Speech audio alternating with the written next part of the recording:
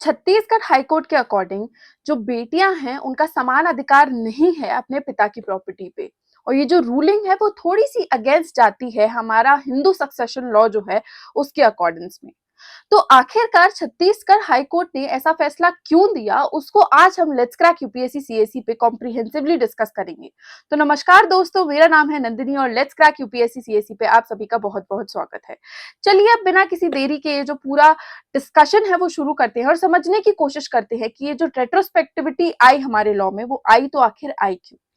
तो अगर हम सबसे पहले खबर देखने की कोशिश करें कि ये जो खबर है वो किसके बारे में है, तो एक्चुअल में छत्तीसगढ़ का जो हाई कोर्ट है उसने रिसेंटली ये रूल आउट किया है कि मिताक्षरा हिंदू लॉ, जो कि हमारे ये हिंदू सक्सेशन लॉ और जितने भी हमारे एवोल्यूशंस हुए हैं ओवर द टाइम उसके पहले एग्जिस्ट किया करता था, उसकी रूलिंग बिल्कुल सटीक बैठेंगी अगर कोई अपने फादर की प्रॉपर्टी क्लेम करना चाहता है जिसमें कि फादर की मृत्यु 1956 के पहले हो चुकी थी। तो क्यों? क्योंकि 1956 के एस्पेक्ट में अगर आप देखो तो यही वो साल था जिसमें हमारे जो ये सक्सेशन लॉज वगैरह हैं वो इवॉल्व आउट हुए।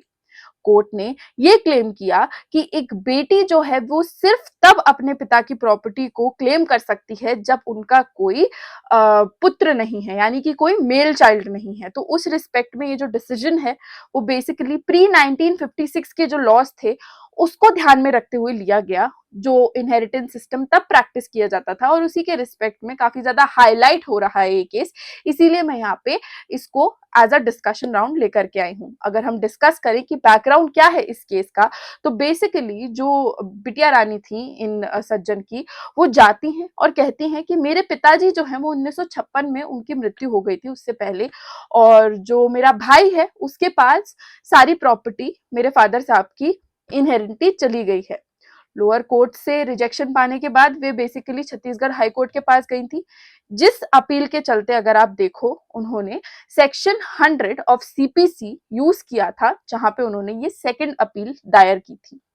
अब इसकी रिस्पेक्ट में कोर्ट ने क्या ऑब्जर्व किया, कोर्ट ने कहा कि आपकी जो फादर की डेथ है वो कंफर्म तरीके से 1950 और 51 के बीच में कभी तो हुई थी, जब मिताक्षरा लॉ जो है वो एप्लीकेबल था।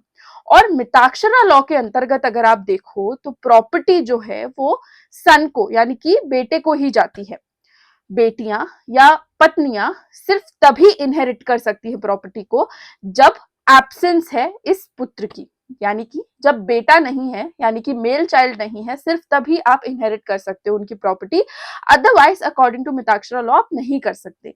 1929 में जो हिंदू लॉ ऑफ इनहेरिटेंस आया था और उसको अमेंड किया गया था, उसके बाद कुछ सर्टेन लॉजिक्स दिए गए थे जिसके चलते फीमेल हेयर हो सकती है, बट तब तक यही मेजरली हमारी जो रूलिंग है वो एग्जिस्ट किया करती थी, जिसको इनलाइन देते हुए कोर्ट ने ये वर्डिक्ट दिया है कि क्योंकि आपके पिता की मृत्यु जो है वो 1956 से पहले हो गई थी जब मिताक्षरा लॉ लगता था, इसीलिए आप जो उनकी बिटिया रानी है वो क्लेम नहीं कर सकती अपना शेयर अगर आपका भाई जीवित है। तो हिंदू सक्सेशन एक्ट 1956 और 2005 अमेंडमेंट के तहत अगर आप देखो तो ये रेट्रोस्पेक्टिवली अप्लाई नहीं होते हैं, जिसके चलते जो उस टाइम पे रूलिंग चल रही थी हमको वही कंसिडर करनी होगी, जिसकी वजह से जो अपीलेट थे उनकी अपील को डिसमिस किया गया और सारे क्वेश्चंस जो थे वो आंसर कर दिए गए, जिसके चलते कोई भी अब फर्दर अपील जो है वो एज सच प्रिडिक्ट नहीं की जा रही है।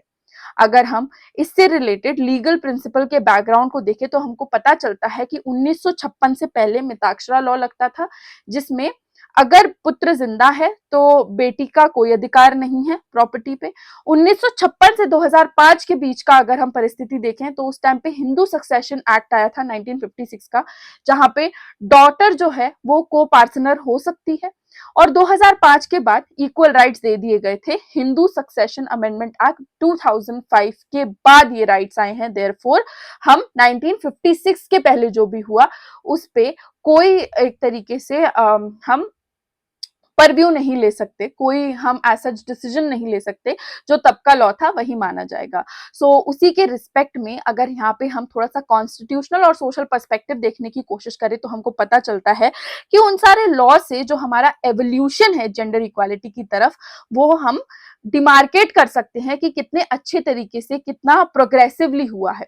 2005 का जिसमें अमेंडमेंट है हमारा, वो एब्सोल्युटली अलाइन करता है हमारी article 14 which is right to equality से, और आर्टिकल 15 जहां पे डिस्क्रिमिनेशन अलाउड नहीं है उससे।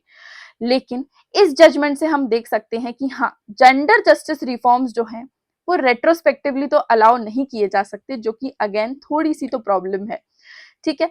अब इससे अगर हम आप देखो तो पूरी जो टेंशन है बिटवीन द लीगल कंसिस्टेंसी और सोशल फेयरनेस, वो यहाँ पे डिबेटेबल एक प्रोस्पेक्ट आ जाता है, जो कि मैं एज अ क्वेश्चन आप सभी के लिए छोड़ के जा रही हूँ, क्योंकि मुझे जानना है कि इस पे आपका क्या मानना है कि जो छत्तीसगढ़ हाई कोर्ट ने कहा वो सही किया एज पर द लॉ, या फिर इस पर्टिकुलर केस को एक लैंडमार्क की तरह यूज किया जा सकता था, जिससे चेंजेस जो हैं according to the condition of the appellate वो देख के मेजरली ड्राइव किए जा सकते थे।